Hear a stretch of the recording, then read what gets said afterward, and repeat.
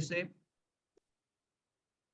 Trainer and Yes. passionate trainer and teacher. Out of that, if you could choose one, anyone, it would make Yeah. more sense. The Trainer. trainer, Trainer. trainer. Thank you so much. Thank you, sir. So, okay, Dr. V. Sri Kumar. Okay, sir, what you identify yourself with? An affordable person. Thank you. Affordable person to all by others. What you identify about yourself, Sri Kumar, sir? Easygoing man. Okay, thank you. Blue color.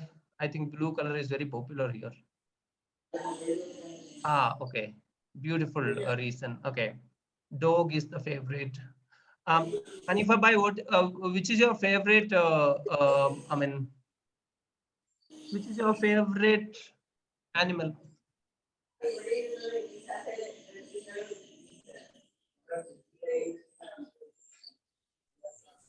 Yes.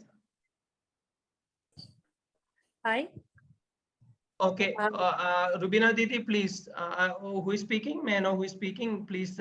Yes, this is Rubina here. So, Yes, Didi. Thank you so much for coming. Please. thank you, Ajit ji. The word that comes to my mind is light. But most people Light. think more about me as a helper. My favorite animal would be a lion, and my favorite color would be red. For me, a movie would be one where there is justice at the end of it all. So Okay. that's my choice. Thank you so much. Thank you. Thank It's you. very crisp information. Thank you. I really appreciate it. Very crisp. I mean, I would suggest all of you to make a note of this. Whatever you say, you also make a note of this, because this is something this is a very important piece of information regarding you. Probably you are speaking out, you know about yourself more, and your nears and dears know more about you, but still, I would really, really recommend you to make a note of this. Um, okay, can I hear more of you? Hi, I'm Vimla. Yes, ma'am, please. One adjective of which I would like to I call for my name is cool. Miss Being Cool. very Wow. Yes. being cool, and how others give me an adjective is like motivating. My Motivating. favorite animal is goat. Goat and dog. I always thought it was dog, but of late I realized it's goat. Favorite color used to be pink. Okay. Movie that makes me laugh and it gives a deep insight is a good movie according to me. Between favorite color, I just missed out the favorite color. Pink. Pink color. Thank you. Thank you. Thank you. Okay. Sumam Cheji, Sumam counselor and helper. That's how you identify yourself. Hypnotherapist. Yeah. You others see you as hypnotherapist. You love cat, like pink color. Thank you. Thank you. Okay. I would like to hear at least 2-3 more of you, and then we will move all of you right, please, so that we can make a platform where you can share this, or even you can WhatsApp it to me, because this is something very important in the process of learning. Can I hear? Because I think I've been here listening to female voices, maybe 1 or 2 males also, or and there is no gender this difference. Anyone, just. Good evening. Yeah, please. So my name is Sheila. Yes, ma'am. Choice of my name, I would say adjective for my name, I would say I'm caring. Caring. Okay. And That others is think how that you I'm see yourself, isn't it, yes. Sheila, ma'am? Yes, caring Okay. and considerate. That's how I would like to be, and that's what I try. Okay. Thank you. Thank you. Our popular choice is friendly. Friendly. Okay. Friendly. Favorite animal, I would say it's a tie. It's either an elephant or a peacock. Elephant I like because it's very graceful. It's very wise. It's very calm. And peacock because it is very graceful and it is a lovely bird. Okay, And it's all to itself. It's not bothered about anybody else. It just does what he thinks is right. Okay. Okay. Favorite color sea blue and sea green. Yes. And according to what makes a good movie is anything which talks about humanity and values. something Okay. which is which makes the world go round, basically. Okay. Thank you, ma'am. Thank you so much. I think Rajendra Apte. Sir, please. Yes, sir. Yeah. Good evening, sir. Good evening, everybody. Good My evening. name is Rajendra Apte. One adjective which I will use for myself is hardworking. One adjective which others perceive of me. This is a little bit different in different situations, but generally, Most popular. I think Most is popular. short-tempered. Okay. Okay, my favorite. Thank you, sir, for being very honest. Thank you, sir, for being very honest. I mean, very. My favorite animal is dog. Thank you, sir. My favorite animal is dog, mainly because he is very friendly and loyal. Okay. And I also had a dog for many years when I was a child and growing up. My favorite color is two, blue and red, both. Okay. Okay. Like Out this. of that, And, if you make a choice, what would be the first? I don't know. Sometimes it's red, sometimes it's blue, but for a long time it has been blue. Okay. Okay. All right. And according to me, a good movie is something with a good story that depicts the reality of life or close to reality, not simply like fantasy or something like that, something not something unrealistic. Thank Simply you, sir. realistic, depicting the reality of life. Thank you so Thank much, you, sir. Thank you, everybody. Yeah, thank you so much, sir. So I think we all of you please write it, and you can continue whenever possible. You can type it in the chat box also. It can be accessible for me. Let's we are forced to stop our introduction, personal introduction here. And I was appreciating Rajendra Apte, sir. Doesn't mean that others are not honest. It takes a lot of courage to say something which is not very positive about ourselves. So that is something which I really appreciated. Like others see me as short-tempered. I can conveniently conceal it, but you dare to spoke about that. Thank you, sir. Thank you so much. Okay, I have T Lakshmi ma'am. Okay, would like to be inspiring. Try to say I am what you are would be, because what you are aiming to is different, ma'am. Butterfly, people think me as lovable. Love the color yellow. Okay, and good movie should be inspiring. Thank you so much, ma'am. Okay, moving on to our moving on further to our. So there are again we are yet to start with this idea of Enneagram. What is Enneagram?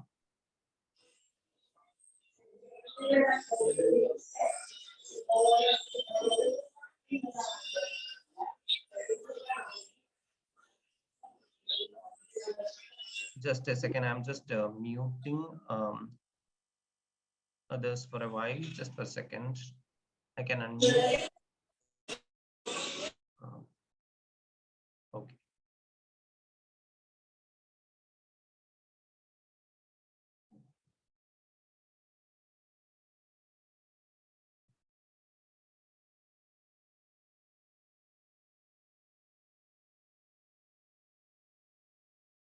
Okay, can you all hear me? Okay. This is an onion. This is a poem, Peeling Onions, which I don't dare to, venture to recite it. Anyways, onion. Let's take it as a metaphor. It is a metaphor for culture, popular metaphor for culture. Okay, Lata ma'am, thank you. Thank you, ma'am.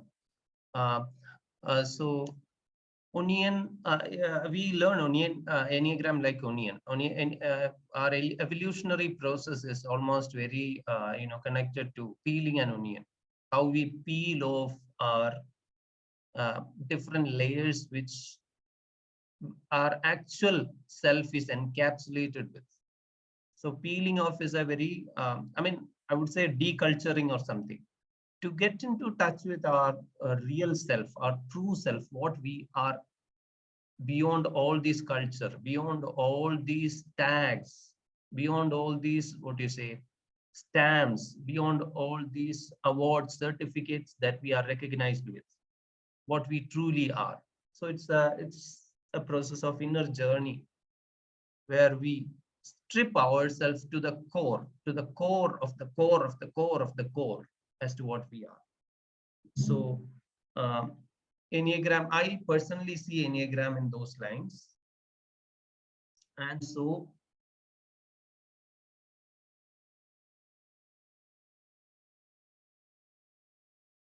sorry, okay, few pertinent questions I would like to ask you again. How would it be when we suddenly become aware that we did not really know the people we thought we knew?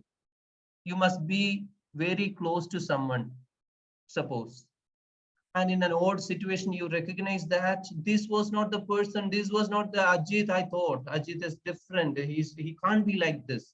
Have you had, I mean, I'm putting myself as an example, substituting there, you can put anyone there. Have you had any such experiences in life where you came across with a different version of people which you couldn't even believe, which you couldn't even imagine? Have you had any such experience, any of you? Just reflect on this. And how would it be when what feeling would it be? So you could use chat box extensively, and you can even speak also. What feeling it would be if you happen to have such a situation where you suddenly recognize that this is not the person whom I was carrying on my head. In my head, it was a different person. So we all carry each of us in our head. Yes, Rubina Didi, please speak up. So for me, thank you for the opportunity to speak again, Ajit ji.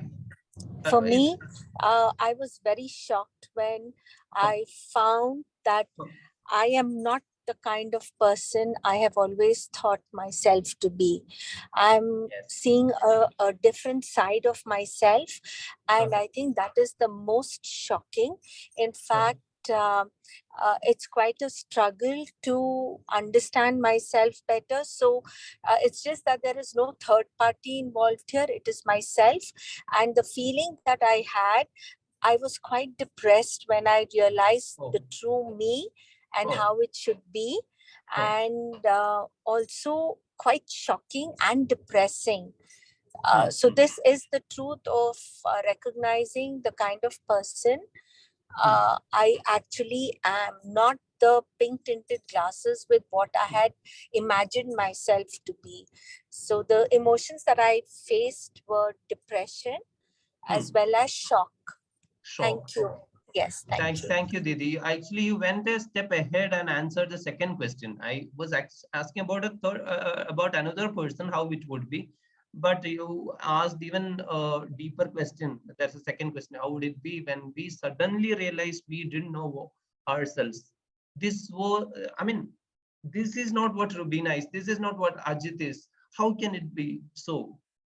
It is like as if you wake up in the morning and see someone else's face. When you look at the mirror and you see someone else's face, how would it be? That is what.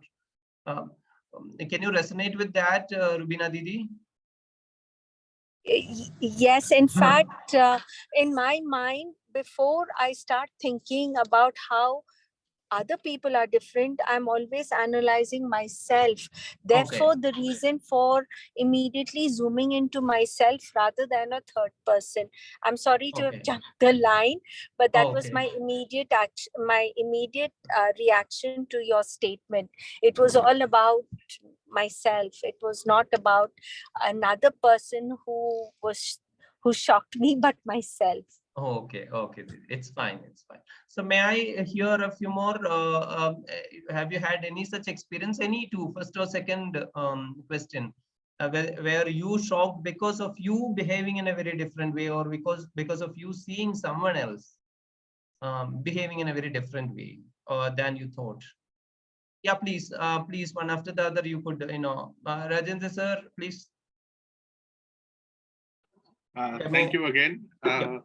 Firstly, I would feel like cheated if answering the first question. My first reaction would be like mostly these are all negative reactions. I would first feel cheated, then I would feel angry, and then I would realize that it is not that person's fault, but it is a shortcoming on my own shortcoming and lack of understanding of myself on my part. Okay, sir. I Okay, did sir. not understand, or I presumed that it is in a particular way. So it is fault is with me. You know, so like what is that emotion that you choose, that one immediately? Is it a shock, or is it what you felt when? Yes, I would be shocked and angry. Okay, angry. Okay, thank you so much. Thank you so much. Yes, angry, because what I am seeing now is not in line with what I thought. Yes, so yes. There is not any sameness, so it's not matching. So I am angry. Okay, sir. Okay, Like okay, makes sense, sir. The second part, so far I have not had this experience. Generally, I am a little bit of frank guy, so it's usually it's not fine, sir. so. It's fine. Anyone, because both are, that we will come to. Can I listen to a few, two more of you? Any two of you also could reflect how it would be if you could recognize, or I mean, if you have had any experience of so recognizing yourself as a different person or someone else as a very different person than what you thought. I think someone else was raising their hand. Did sir? Yes. Yeah, it would be really very upsetting. No, who is speaking? Okay, Vimla ma'am. Yes, please. Yeah. No, when we see people change, I mean, they're not like what we thought. The first thing that would strike is you get upset. Yes, absolutely. That would be my emotion. You get upset. Okay. Do you feel sad, or do you feel angry, or do you feel upset? Can you just add a little more of what you say? It can be upset and sad, and most of the time when you see people doing like this, it is like I get dumbstruck. I don't feel like talking. Okay, thank you so much. Thank you so much for the sharing. So so we will see the next part of this thing.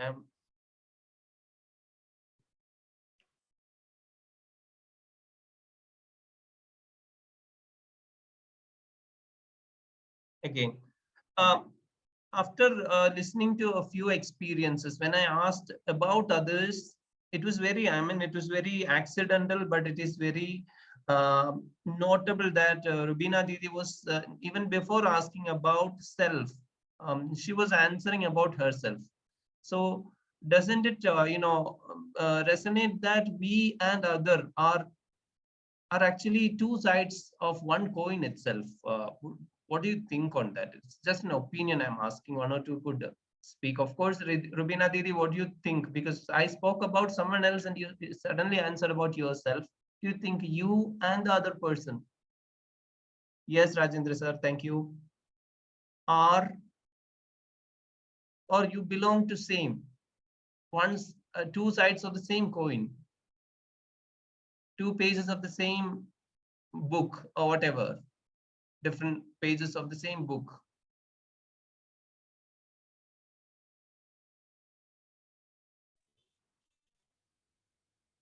Okay. Is there anyone else, anyone disagreeing with that? It need not necessarily be so. Yes, please. Sir? Yes. So I think understanding ourselves and understanding others are two sides of the same coin. Because sometimes the qualities that we have in ourselves that we value, we cannot fit in others. And certain qualities we have in us which we don't like, which we are fighting to get out of, when we see it in somebody else, we are very critical about it. We guard our ability to deal with it, but we're very critical because we have it in small measures. But Ma'am, it is breaking. Maybe because of my internet, I don't know. It's breaking. I couldn't, figure out exactly. Okay, am I audible now, sir? Yes, perfect. Can you Yeah, just I said, certain qualities which we have or which we want to have, when we see it in others, we like it very much. We appreciate them. We think very highly of them.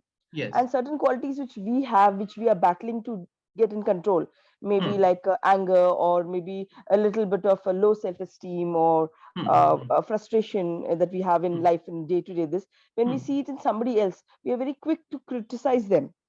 Okay. Like we are still struggling with it, but when somebody else is showing it, displaying it, we are very fast to this. So I think it's the two sides of the same thing. Thank you, ma'am. Thank you. So here we start with Enneagram. Enneagram is a science.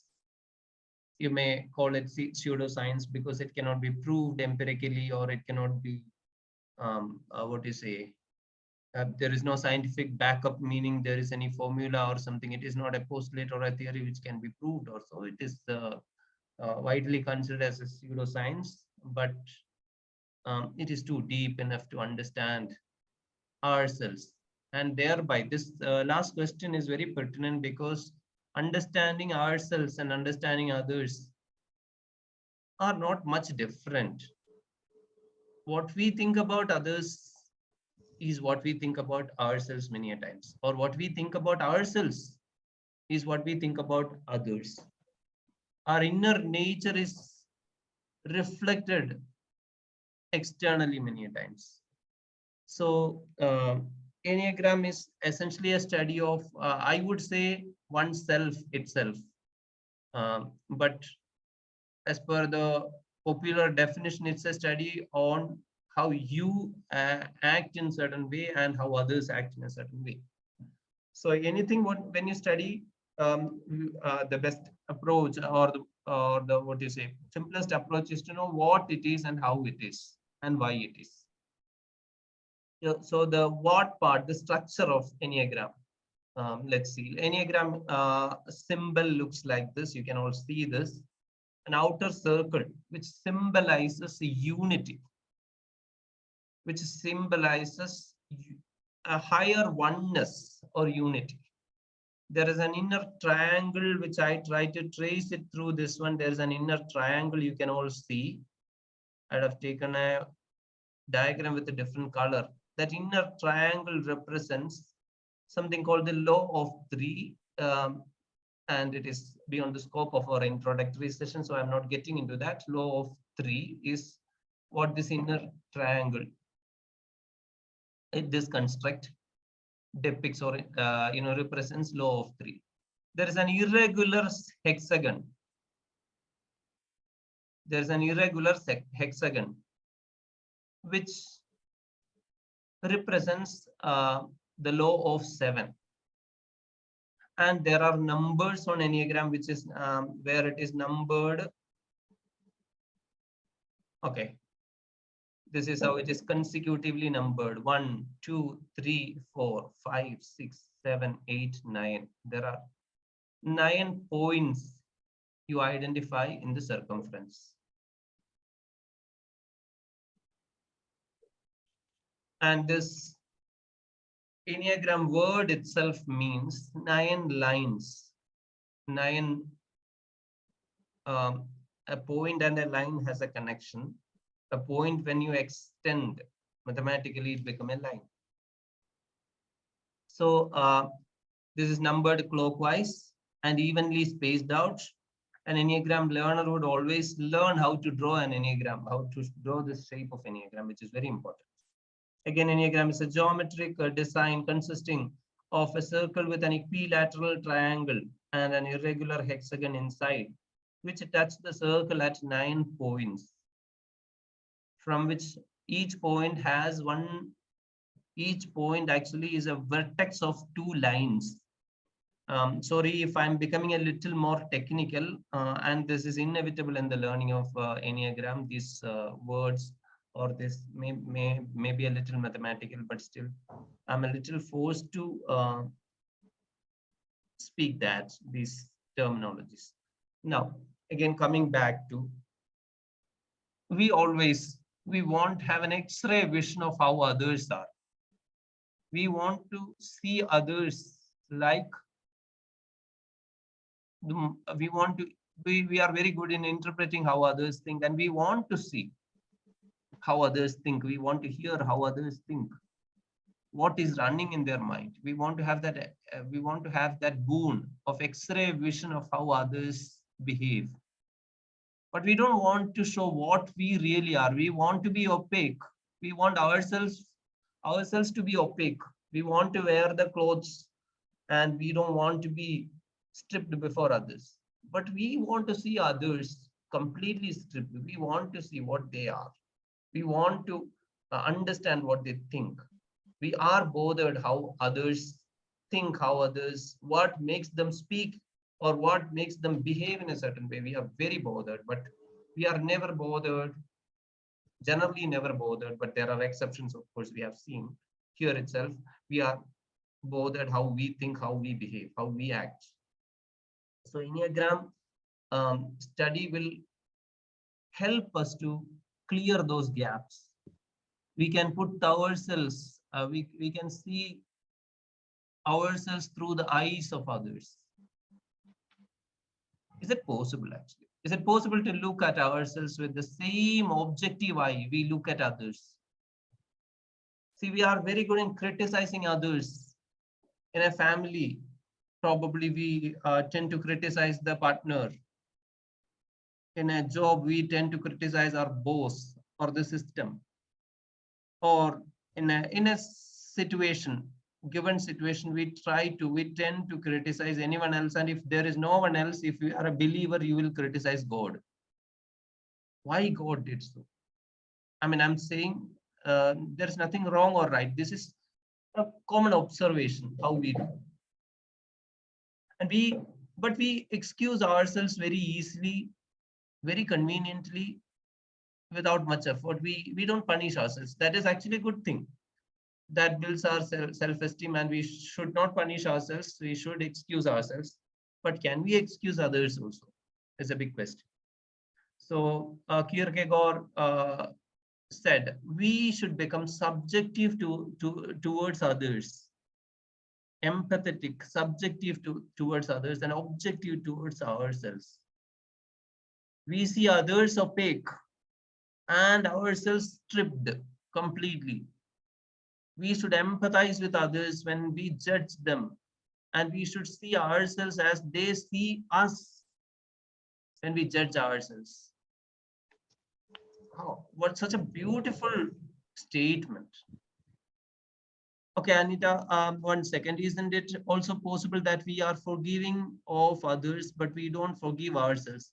Yeah, of course, we should forgive ourselves. That's what I said. It's I'm not speaking about the right or wrong or what is the should or must. I'm speaking about a common observation. Generally, we tend to conveniently not forgiving. It's forgiveness is again a big word.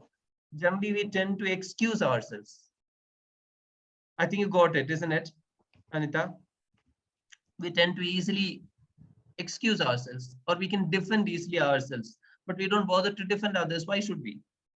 That in that level only I was saying. And forgiveness is again a deeper thing, where we recognize we and the other as one and the same. That's again a different, that's in a deeper level. So actually, this is a life-changing statement for me. What Kierkegaard said, we should become subjective towards others and objective towards ourselves. Whenever we get angry at others, just try to remove yourself from your body and place yourself in the person to whom you are speaking, and through his or her eyes, look at you, how you would look like, how you are, what you must be. Strip yourselves and see what you are really, what you are truly. And we start empathizing with others. We can see how others see us. And we judge rather than judging. That's actually a beauty of Enneagram. I think we tend to excuse ourselves because we know the situation, but with others, we just react to the action, words without bothering to understand the person's situation. I agree with you, sir. Again, there is a small clause. We think that we know more about the situation and we know more about ourselves. That is again a myth. We think we know much more about ourselves, but we come to a shock at times that earlier Rubina Didi was saying, I thought I was so, and I suddenly that recognize Sometimes we won't even recognize in the lifetime, thinking that this is what I am. We carry a picture of ourselves till the grave and won't recognize that we have a different face. So I've actually given a very basic philosophy of Enneagram. I really want to hear from few of you. Meenakshi uncle is coming What? to keep something and go. Those who are speaking to us, please unmute yourselves if you're speaking to us. Thank you.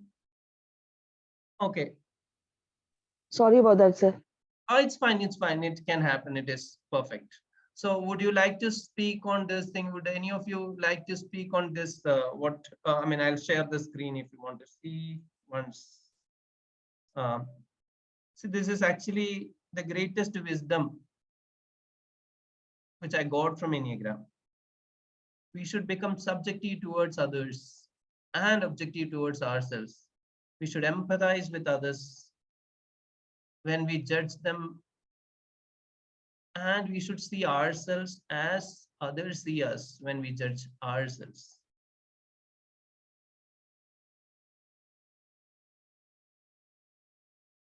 Anything to reflect on? If not, we will just proceed with the functional part of Enneagram. Structural part of Enneagram is almost, this is what we can do in a session like this, not more we can. Yes, please. So if we can accept ourselves with our weaknesses and our strengths, it's easy to accept others' weaknesses also, and also appreciate their strengths. Very true, ma'am. I agree with you. See, acceptance, awareness, acceptance. This is actually the key for us becoming empathetic. I absolutely agree with you. 100% agree. Thank you, ma'am. Thank you for that sharing. Thank you, sir. So, 1 second. I know just it got a little stuck somehow.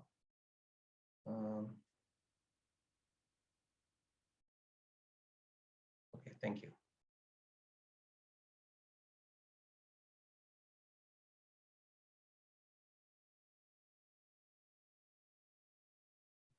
Okay. You're clear with the structure of Enneagram. So a little bit of history. Let's ease up. Philosophy of Enneagram is a little heavy. Let's see what is the history of Enneagram. Let's get into the origin, specifically the origin of Enneagram. Enneagram is said to be originated 4,500 years ago. It is a bookish knowledge or something which we cannot prove. These are all, like assumptions or someone's written stuff. So I'm not getting into that critical part. Neither I'm, absolutely accepting it also, not negating it.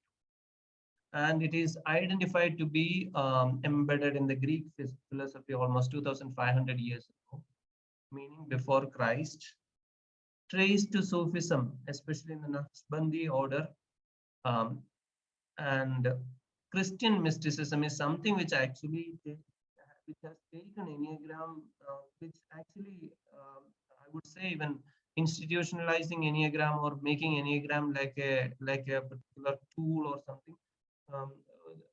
Christian mysticism did a lot on that, and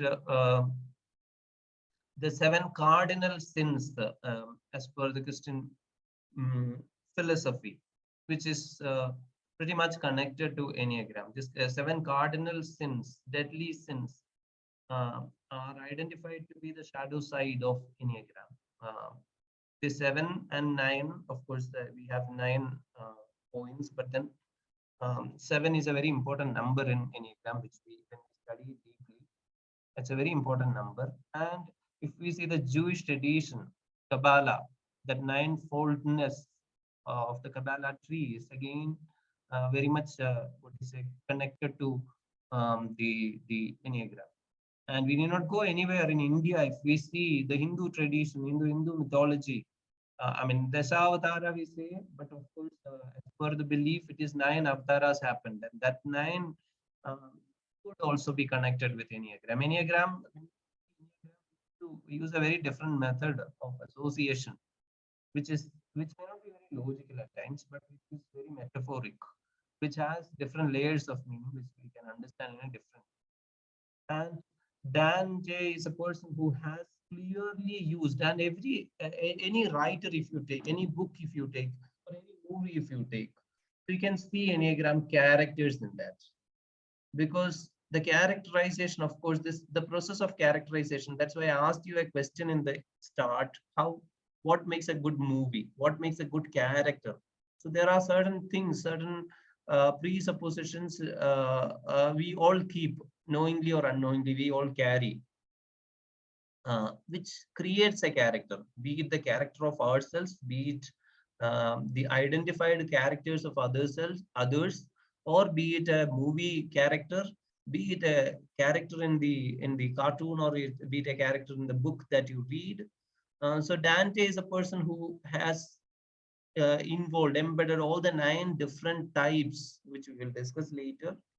All the 9 different types of Enneagram he was able to identify. And all the 9 characters are, if you see the series of Divine Comedy, if you read, all these 9 types are there. And one of the premier or the prominent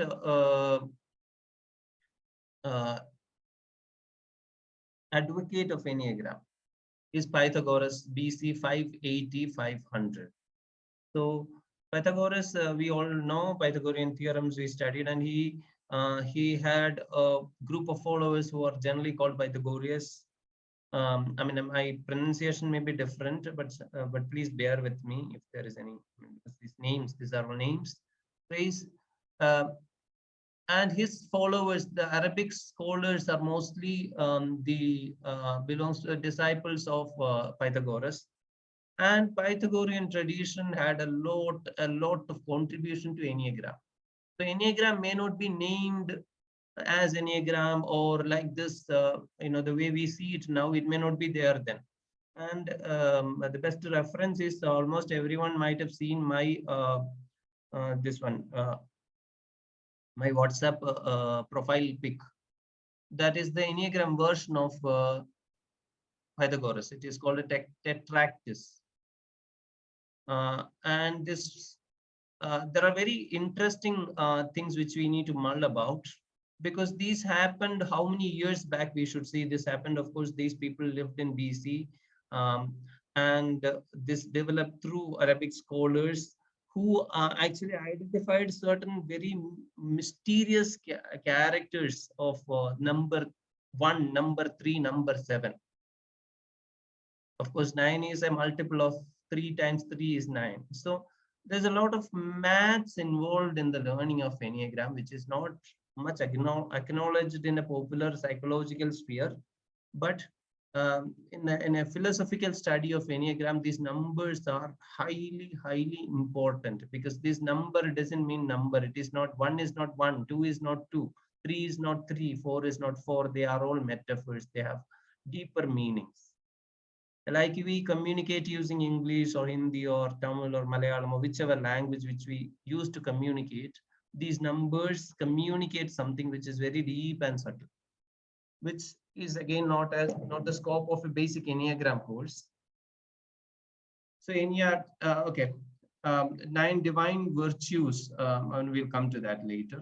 Modern Enneagram, as we see the Enneagram symbol, modern Enneagram, its story starts with George Ivanovich Gurdjieff. Gurdjieff, I'm sure most of you might have heard Gurdjieff in the talks of Osho. Osho is a person who, to me, even before learning Enneagram, much before learning Enneagram, I got to know more about Gurdjieff through Osho's talks. He is the person who probably might have popularized the Gurdjieff Gurdjieffian ideas in India, I would say. I mean, it's in the modern India.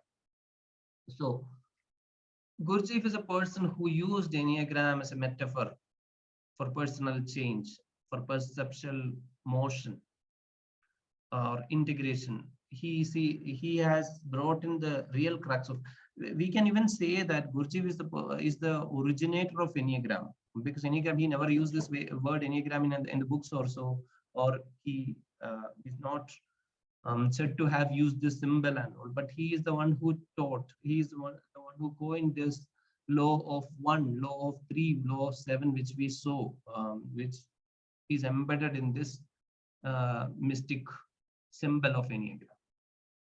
And Gurdjieff's Enneagram is not popularly practiced across the world. Even in India, if you see, very few people might be practicing it. And I really am more connected with the Gurdjieffian version of Enneagram. And when it comes to the popular version of Enneagram, its founder, we can see that he's a psychologist called Oscar Icaso. He's a Latin American psychologist who said to be learned. He never, revealed his guru's name.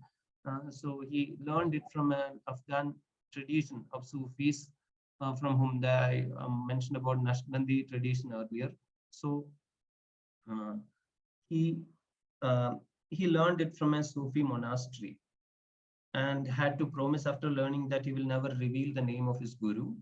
And he came back to US and started this Arika school, which has spread Enneagram as it is now seen. And his direct disciple, a Chilean psychiatrist called Claudio Naranjo, is a person who further developed Enneagram in those lines. And it was taken up further by these people are all, very active Enneagram gurus, like Helen Palmer, even Riso and Hudson, and Helen Palmer, David Daniels, then Jerry Wagner, Beatrice Chestnut. There are many such Enneagram trainers are there who took it up further, adding more interpretations, developments. And what I personally feel is that Enneagram, this is what the evolution of Enneagram. Let me just stop share for a second. So my vision regarding Enneagram is Enneagram should be made as a basic tool for your personal evolution, which means we should make our own Enneagram. Once we start getting into that level where we identify Enneagram as a personal metaphor, it can add more meaning to our life. It can add more value to our life. Anyone would like to ask or speak or share? Hi, Fatima. I wasn't able to see you. Wish to hear you. Hello. Yes. Thank you for Nice coming. to see. Yeah, it's my We're happy pleasure. to see you. Pleasure. Yeah. So I just wanted to add that Ramana Maharishi and Thank you so much. what I Please. know of Punjaji, Huh. they were also the advocate of Enneagrams. That very few people know. Yes, yes. Actually, I came to know from you only this thing. This was very intriguing for me. And then I understood that we have a lot to learn regarding Enneagram from our own place, India. Yeah. It's very interesting.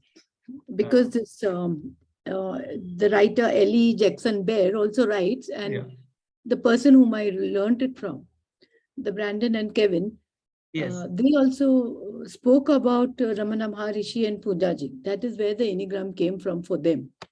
Yes.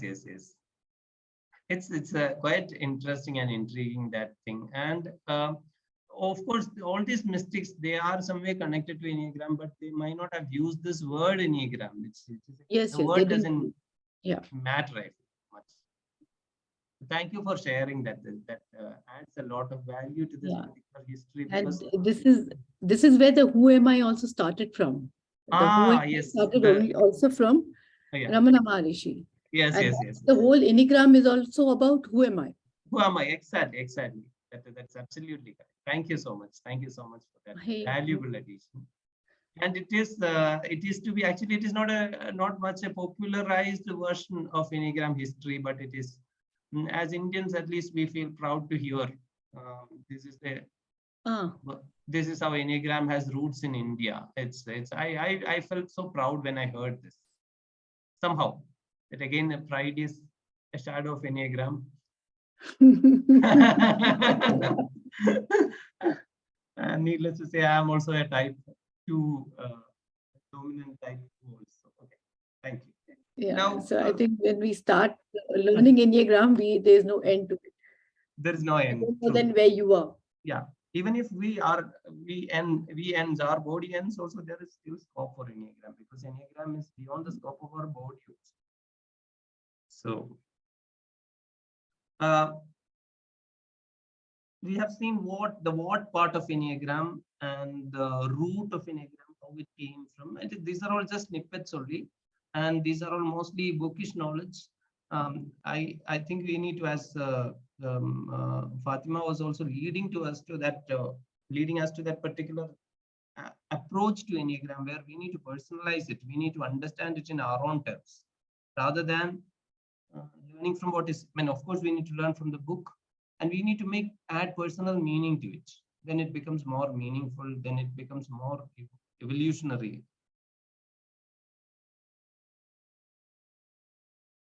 So, 1 second.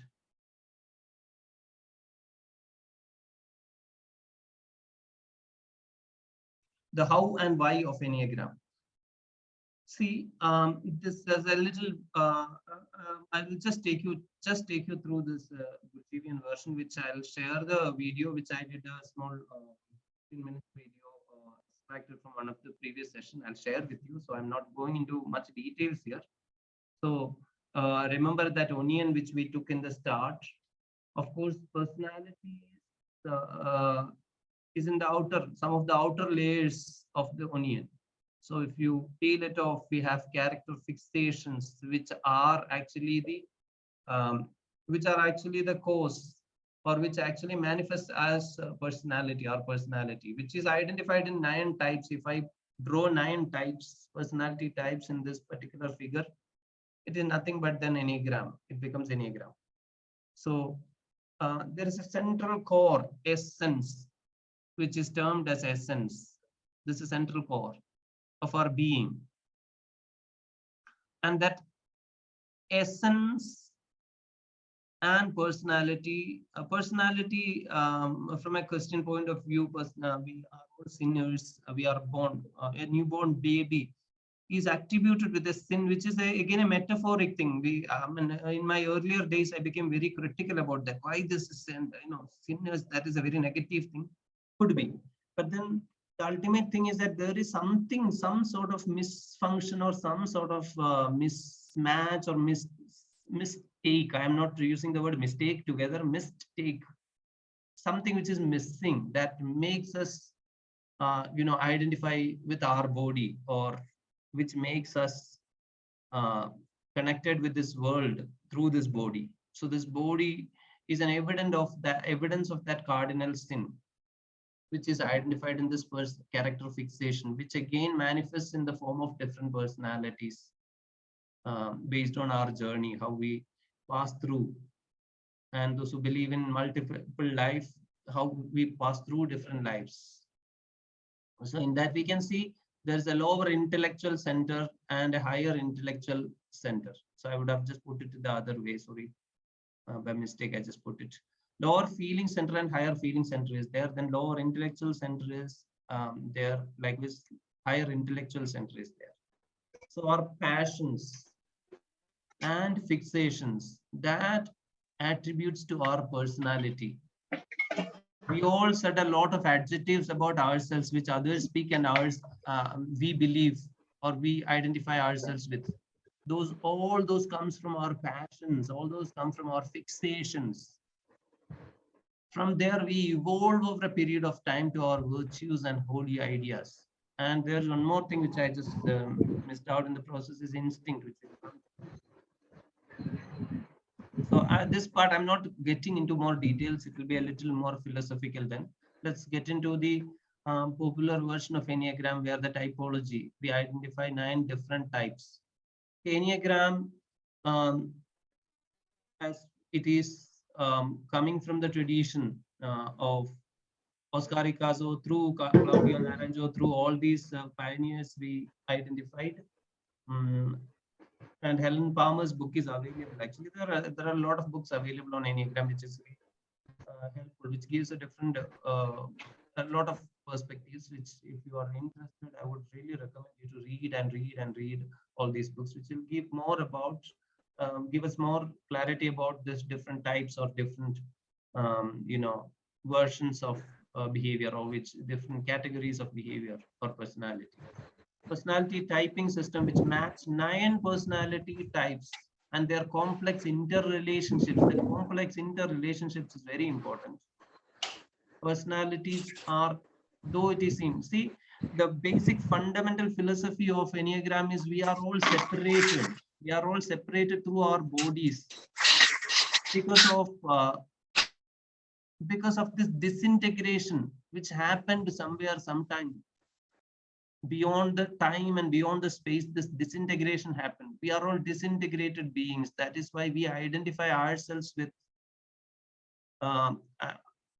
separate existence or separate entities. We identify ourselves. Actually, it may be a little awkward, you may feel, if I say we are all one, because we can prove that I've got a different body to identify myself. I've got a different name. I've got a different belief. I've got a different language. We have got a different. So all this disintegration, all these separations, that is a manifestation of this fixation. That is a manifestation of this character fixations, which we have seen here, that we identify as personality, and we fall for this personality. When a job, if you take someone for a job, of course, you look for this one. When you take a course, based on your personality type, you take the course. When you choose a life partner, you look at the behavior of the personality and then choose. All our choices are fundamentally, basically based on this personality, 9 personality types. And that is why it is very important in life. This shows the origins of many of our impulses, many of our fears and strategies. There is something called coping strategies, right from, I think there are people from the TA fraternity here. They must be knowing more about coping strategies, survival strategies developed by a child in its sheer infancy. When the child is just born, it has to make terms with a world which is completely unknown, with people who are, multiple times bigger than the child, and speaks in a louder voice, which is actually frightening the child. So child has to child starts developing his or her strategies, its strategies to deal with this world around. And that's where we identify this fixation is not just by nurture. It is not coming from the brought up or bring up or something. It is also a part of our innate. It is actually by nature, which is what you say, which is again what you say, nurtured through the life. By nature, there are certain preferences which are nurtured through the life, and this is like how water gets ice, solidified to become ice. This is how some idea become ourselves, our body, and some idea become our beliefs, and how we become so solid with our beliefs, how we names it in the form of religion, in the form of language, in the form of territories, in the form of different identities. So peeling off this is all these layers is something very unimaginable. It is not at all easy for us. But in our journey of evolution, all these identities, because identities cannot last forever. It can last for longer, but it cannot last forever. So that's why it is a very strong instrument for personal and social change. And this describes the patterns of how people conceptualize the world, how we carry the world in our head, how we make the world in our head, and how we interpret it, how we make a copy and store it in our ROM, in our memory, and how we add more and more, what you say, flavor to that, colors to that, and how we shape our world. What is our subjective world, how it is being formed, and how they manage their emotions. Emotions are also, these are all actually the, if these are all spices of our curry. Emotions add more value to this belief system. How we make our own interpretations and nurture it, cook it up. So I think we have not much time left before getting into that final stage. I would like to see how do you feel? What do you feel? Is it very complex or something? Could I just listen to some of you? I think the numbers are also almost half. Anyone would like to speak? Yes, Sheila ma'am, are you speaking? Are you saying something, or I'm feeling so? It's very, what do you say? There's a lot of information that you gave us in these few slides. And I had just heard about Enneagram probably a few weeks back, but I had not got a chance to go through it on the web. So this was like, what do you say, a wish come true for me, having got all this information all put there ready for me to glance and listen to your explanation, your version of it. Thank you very much, sir. It's very interesting. I hope I can definitely take the course. I hope the timings are conducive to what my existing schedule is. Thank you very much for bringing it for us. Thank you so much. I'll just get into the last portion of our session, and so that we can close it. So this is a picture of Enneagram.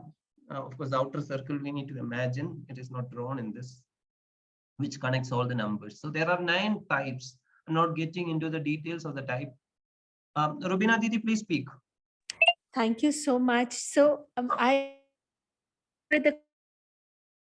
where it is at the moment, but my curiosity is at its peak right now.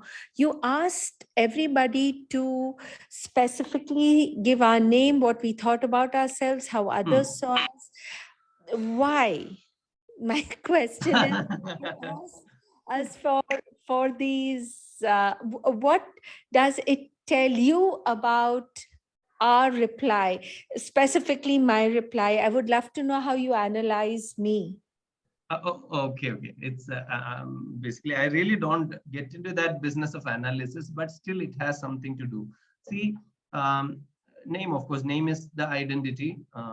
Beyond that name, the adjectives that we add on ourselves, which comes from how we carry ourselves, how we make ourselves, and how we make a picture of ourselves, how we reflect about ourselves, how we what do you say, how our disposition is. So that is basically a function of our belief, basically a function of our values, basically something which is not a reality. I would say, I would take the liberty to use Indian words. It is not actually satya in Hindi. Satyam we say in Malayalam. It is not satyam. It is not truth. How we become. It is a mithya. It is a mithya. A Sanskrit word mithya would make it better understood. It's not untruth. It is a distorted truth. It is a manipulated truth. Very correct. It's a manipulated truth that we carry ourselves. And then the third one, how others see us. How does that work? Yeah, because man is a social animal. Being in a society, we interact with each and every moment. We interact. I mean, I'm just for the sake of making it simple, I'm just taking only human beings. So, all the living beings we should consider when we speak about these things. But still, we live in a world where we have secluded the human race from all other living beings, and we we have beautifully created systems, and based on those systems we act like, George Gurdjieff calls us zombies or machines. He called man a machine. We are all machines. We are all programmed machines to act in a certain way in certain circumstance. And where the program is, who is the programmer, and how we have been programmed is the question of Enneagram. It's a pertinent question. It's a very existential question. It's an ontological question. Interesting. And then brings me to the question of the animal. So what does the animal signify here when we choose our animal? What does it signify? No, actually, in this case, Enneagram, we identify each type with one animal. So this is again, to be very frank, I was actually, without taking your permission, I did it because this is a way of identifying how, you said lion. Yes. Lion signifies type 8, actually. A lion is sorry, sir, your voice is breaking. Okay. A lion signifies, there are different, for each of these typology, there are different animals associated with it, different countries associated with it. Wow. And recently, while in a personal conversation with Fatima, it was very interesting that Fatima said a statement. With your permission, may I just release it here, Fatima? Please do. Please share. All Indians are type 9s. Wow. Most of them, sorry, most of them. It's a beautiful sentence. Indians are supposed to be 9. Sounds more and more interesting by the minute. So my next question would have been, what is my type? Yes, because eventually then Ajit ji will tell us, okay, come and join up if you're so interested in wanting to learn, which is again amazing. I think I have occupied enough space for now. Can I tell you what your type is, Rubina ji? Yeah. Please, just for before closing, let's Rubina, I would love to know. Yes. Study. Bear with it. Sorry. Okay. Please, Fatima. Please. So what I understand, Rubina ji, is number 2, the helper, the giver, the caretaker. But somewhere she keeps going back to number 1. Which is? Yeah, that is also there. She keeps going back to number 1 also. Because that's where she is a perfectionist. She's a ruler. Yeah. And she's a judge. So she keeps and may I just add to what Fatima was saying? I mean, whoever knows Rubina Di will immediately say she is type 2. But her what do you say? The animal she likes is lion, which clearly says there's a strong type 8. Yes. Okay, fantabulous. It is so interesting. Now I genuinely don't know what stands for, but I can tell you that the fact that I thought, and the first animal that came to my mind was lion. I am not an animal person. And it was so amazing because while I was waiting patiently for you to finish with your explanation, Ajit ji, believe it or not, I was thinking of all the characteristics of the lion, and yes, in its own funny way, even though people will not see me the way I see myself, there is a lot of ego involved. There is a lot of, I am a loner, basically, though I'm surrounded by people. And it is amazing how I thought of this particular animal, because I have never really consciously thought about this animal ever in my life. So having said all that, I'm grateful for this session. I really am. And it's really piqued my curiosity. And I thank you for it. Welcome, Didi. And thank you for, making it a little more connected to our personality, because it was, I was wondering, it was becoming too much philosophical or so. Thank you so much at for least bringing it down to earth. Yeah, not for me, because I found it fascinating. I have been multitasking, but my heart and my soul has been in this conversation. And obviously, I've taken away a lot. And I thank all the other 16 participants here for allowing me to have this space. This topic, I didn't know what I was coming in for, and it's just super amazing. Thank you again. I'm going to put myself on mute. Thank you, Didi, for sharing and for asking, and for actually if you wouldn't have poked, I wouldn't have said all this. Thank you so much. And just let me just to conclude and Ma'am, then, thank you for asking those questions. yeah, please. Yes, Ma'am, I would thank you like. for asking those questions because eventually we might have come up with that. So thank you for asking it for us. Yes, I would like to thank Miss Rubina for really enlivening the class and taking up from our side, because in a class, any class like this mixed class, when people ask questions, it raises the level of the class. So really, thank you very much, madam. I am honored to be here. Thank you again. Thank you, Didi. Okay, I'll just conclude this part. This is the functional part of Enneagram, which should be discussed in quite more detail, but I'm just giving, since it's an introductory session. Now, there are 3 centers of intelligence, which we identify um,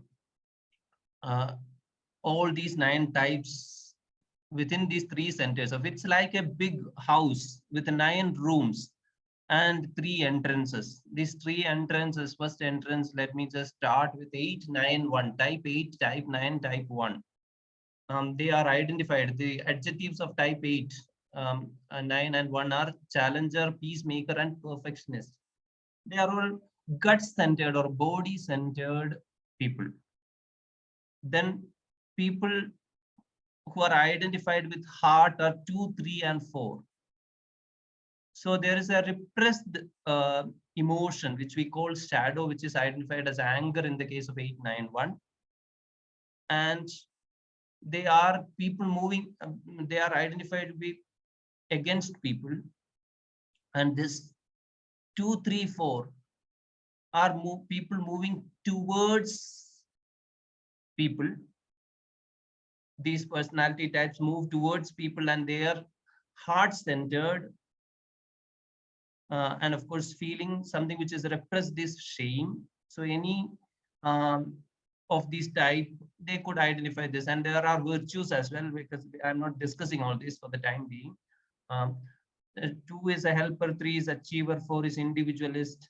Then 5, 6, 7, another intelligence center, which is the head center, which is mostly identified with the logic brain, where fear is the underlying emotion, and head centered, and they are mostly identified in the moving or doing domain. First set of people are moving people, second set of people are feeling people, third set of people are doing people. So these doing people are 5, 6, and 7, investigator or observer, loyalist, and enthusiast. These are general categorization of people into 9 different types. And this is further developed by Claudio Naranjo into 27 types, with each of these types having 3 subtypes. 3 times 9, 27 types. People, all the people in the world are identified in 20. That means their disposition or their character or their, the personality is identified in this 27 different types. So this is what I would like to, and type again, as per Russ Hudson, type of a person is not literally the type that we say in other psychometric tests like MBTI, popular psychometry. There is a lot of relation with those, which we are not considering here for discussion. So there also we use the word type. What type are you? I am INFP. I used to say with MBTI. What the number is also identified likewise type, but as per Hudson, type of a person isn't really the type, but it is a path to the God. It is actually the chosen path. So it has a different meaning actually. And each number within the Enneagram is a path. And the seeker can discover which is their personal path. That's why I really want to position Enneagram as a personalized, customized tool for your evolution, your transformation and evolution. Transformation in a lower realm and evolution in a higher realm. Moving from your lower vibrations of mind to the higher vibrations of mind. So that is why it is considered widely as a spiritual tool, with the help of some Enneagram coaches, mentors, books. and more importantly, our introspection. So here I would like to just stop my discussion and back to you before we'll take 5-6 minutes and then maybe.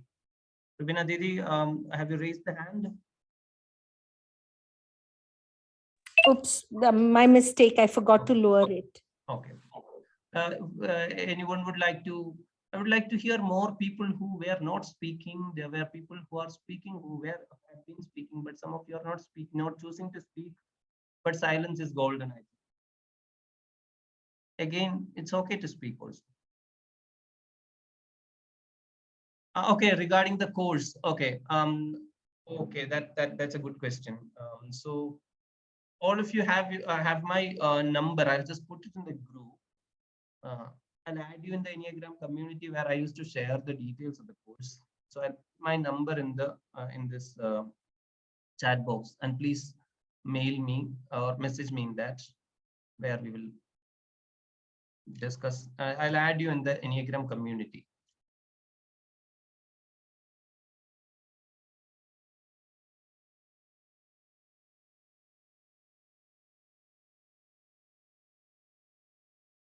You can ask questions or give a feedback, reflect on what you feel. I mean, we started with your adjectives. You can maybe connect with your adjectives, what you learned. Sir, if I may ask. Yes, please. My reading, what type am I? I'm very intrigued. There are different processes. There are some questionnaires which we can use. Of course, in the course, we will be doing that. There are questionnaires, but questionnaires cannot be completely relied upon, because more than a type, we are actually like a spectrum of all the 9 types. Which one is dominant? Which one is more, shown up? Which is grown up? Because some of them didn't get enough sunlight to grow some part of us. All these 9 are parts of us. We are one. And some of them didn't get enough sunlight and water to grow up. Let's understand it simply like that. And those types, of course, when you do the test, it will come. Then this process of introspection helps us a lot, and how we speak to others and identify what others think of ourselves. It gives a lot of information about ourselves. And I think some of you may agree with me, because I see people as my mirror. Whomever I meet, I mean, in the life, they're all my mirrors I've identified, because I can see myself in them. I can see how I am from their words, from their, deeds, from how they, from their simple silence, body language, or whatever, we can get to know how we are.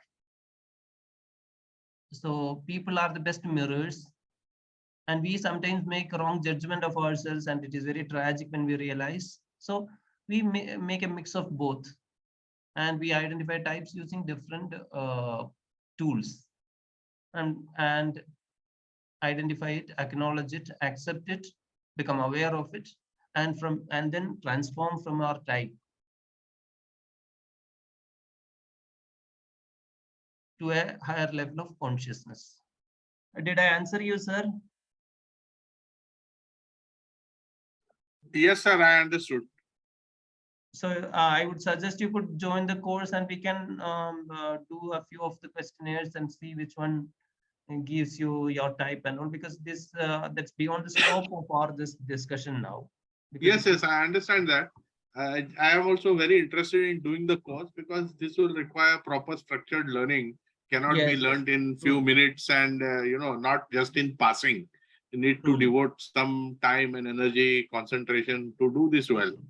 So that's why I'm asking when to details of the course. I will message you on your number, sir. Yeah, yes, sir. Yes, sir. I could see Father Robson. Father, what's the time there? Anita, Bandi ma'am, good evening again. Suraj, Nash, I can see a few names which are less. Suraj was typing in between. I saw Suraj. Okay, Suraj from Haripad, very near to me. Nice to meet you, Suraj. I am from Ayuru, near Koranjeri. Muhammad Ali, Sumachechi, and was Srimati. I could see Srimati. Any of you would like to speak anything? Muhammad Ali. Yes, yes, sir. Please. We connected, I think, via WhatsApp, isn't it? Connected with Nete. Connected. Yes, sir. Net round, sir. Okay, it's fine, okay. Okay, your bandwidth is showing low also. Okay. Sir, Natilondo. Yes, sir. I am in my country. Okay, thank you. Okay. Anita, would you like to speak? Anita is not speaking. Anita likes to chat, type. It's fine. Yes, I like to. There's a lot of sound all around me. That's why I'm not. Sorry. It's fine. Okay. If there is nothing we can I'll just stop the recording first and then.